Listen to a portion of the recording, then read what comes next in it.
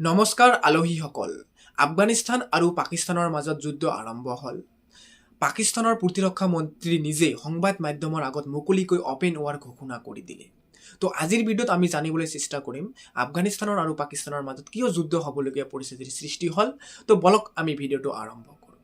তো আপুনি যদি ভাবিছে আফগানিস্তান আৰু পাকিস্তানৰ মাজত এইটোৱে প্ৰথম যুদ্ধ, তেনেহ'লে আপুনি ভুল ভাবিছে। কিয়নো আফগানিস্তান আৰু পাকিস্তানৰ মাজত বহুত আগৰে পৰা বহুত কেইবাৰ যুদ্ধ হৈছিল আৰু যাৰ প্ৰধান কাৰণ আছিল আফগানিস্তান আৰু পাকিস্তানৰ মাজৰ সেই আন্তঃৰাষ্ট্ৰীয় সীমাটো, যাৰ দূৰত্ব প্ৰায় 2640 কিলোমিটাৰ আৰু ইয়াক ডুৰেণ্ট লাইন বুলি কোৱা হয়। তো এই বিষয়ে বিতংকৈ জানিবলৈ হ'লে আমি কিছু বছৰ পিছুৱাই যাব লাগিব, অৰ্থাৎ 1996 চনৰ আগতে আফগানিস্তানত গণতান্ত্ৰিক শাসন ব্যৱস্থা আছিল যদিও সেই গণতন্ত্ৰ ইমান সুস্থিৰ নাছিল আৰু সেই সুযোগ লৈ আফগানিস্তানৰ এটা স্থায়ী সংগঠন আছিল যাৰ নাম আছিল তালিবান। এই তালিবানে 1996 চনত আফগানিস্তানৰ শাসন ব্যৱস্থা হাতত লয় বা আফগানিস্তান চলাবলৈ আৰম্ভ কৰে। প্ৰায় 5 বছৰ কাল অৰ্থাৎ 1996 চনৰ পৰা 2001 চনলৈকে এই তালিবানে আফগানিস্তানক শাসন কৰিছিল।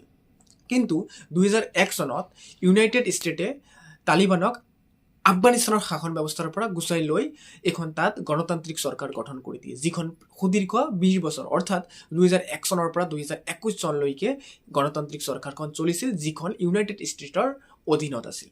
কিন্তু আকৌ 2021 চনত সেই আগৰ তালিবানে আফগানিস্তানৰ ওপৰত শাসন আৰম্ভ কৰি দিলে, যেতিয়া ইউনাইটেড ষ্টেট অলপ গুচি যাব ধৰিলে। 2021 চনৰ পিছৰে পৰা আজিলৈ আফগানিস্তানত তালিবানৰ শাসন ব্যৱস্থা চলি আহিছে। এতিয়া কি হ'ল, আফগানিস্তান আৰু পাকিস্তানৰ মাজতো আগৰে পৰা সেই আন্তঃৰাষ্ট্ৰীয় সীমালে কাজিয়া আছেই।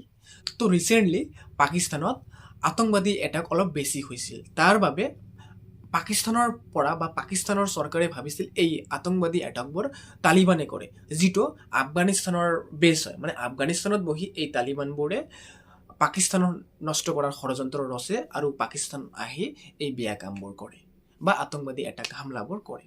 তো তাৰ বাবে আফগানিস্তানে বাৰে বাৰে কৈ আছিল যে আপোনালোকৰ তাতে হোৱা এই আতংকবাদী এটাকবোৰত আমাৰ কোনো হাত নাই। কিন্তু পাকিস্তানে ভাবি যে নহয়, আপোনালোকৰ তালিবানে সেইবোৰ ৰচে আৰু আমাৰ ইয়াত সেই এটাক কৰে।